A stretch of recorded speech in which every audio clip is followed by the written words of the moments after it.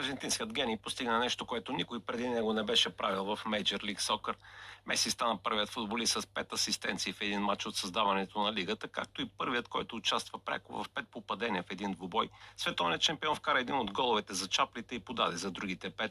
С хет-трик за отбора на Херардо Мартино се отличи Луис Суарес. Уругвайцът наниза 3 гола за по-малко от четвърт час и се изравни с Меси, като двамата имат по 10 попадения от началото на сезона и оглавяват листата на стрелците в лигата. След третата си поредна победа Интер Майами е начало в класирането на личната конференция с 24 точки и отборът с най-добри показатели в цялата лига. Меси не пропусна да отбележи гол в седми пореден матч. Бившата звезда на Барселона е оберителен лидер и при асистенциите с общо 13 от старта на първенството. Любопитното е, че до почивката Ню Йорк водеше с 1-0, за да последва рецитала на Меси и Интер Майами през втората част, когато паднаха цели 7 гола.